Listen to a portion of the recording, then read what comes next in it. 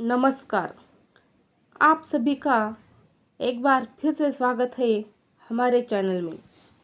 आज सुनेंगे बस बारस की कथा। एक समय की बात है। एक साहूकार था जिसके 7 बेटे थे और एक पोता था। साहूकार ने एक बार एक कुआं खुदवाया, लेकिन उसमें से बिल्कुल भी पानी नहीं निकला।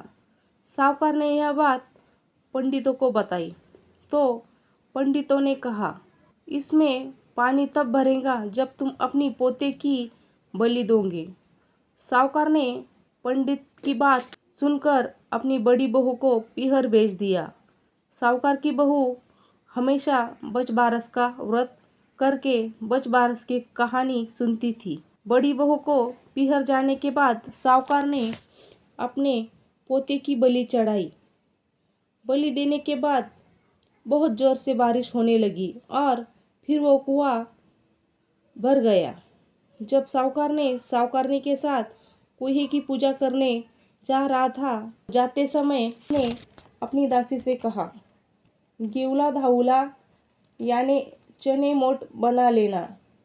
अब साहूकार की एक गाय के बच्चे का नाम भी गेवला धुमला था और तब दासी ने गाय के बच्चे को गेवला धुमला को मारकर पका दिया।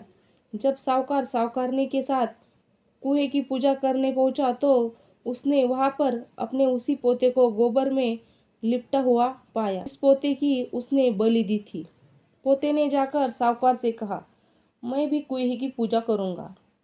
साहूकार की बड़ी बहू पीहर से आ गई।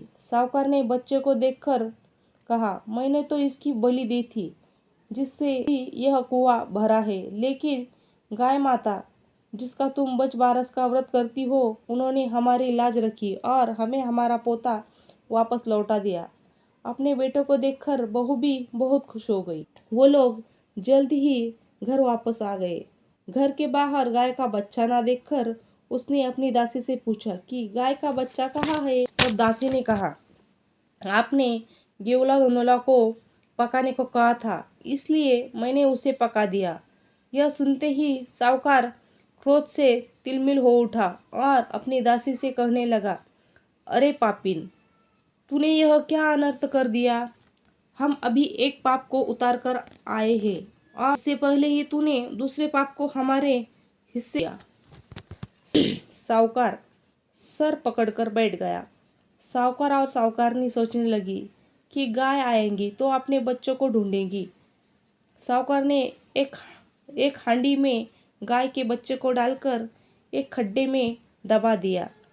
जब शाम को जंगल से गाय आई तो अपने बच्चों को नहीं देखकर वह इधर उधर चिल्लाने लगी और फिर जहाँ वो हांडी थी खोदने लगी। जब गाय ने हांडी को खोद कर निकाला तो उसमें से गाय का बच्चा निकल आया। जब साहूकार को यह पता लगा तो वह भी बच्चे को देखने गया। साहूकार ने देखा कि बछड़ा तो गाय का दूध पीने में व्यस्त था। तब साहूकार ने पूरे गांव में ढिंढोरा पिटवा दिया कि सभी स्त्रियों को बच बारस का व्रत करना चाहिए। ये बच बारस माता जैसी कृपा साहूकार की बहू पर करी, ऐसी कृपा यही थी बच बारस की कहानी। आपको यह कहानी कैसे लगी कमेंट करके ज़रूर बताएगा और साथ ही हमारे चैनल को सब्सक्राइब जरूर करिए। धन्यवाद।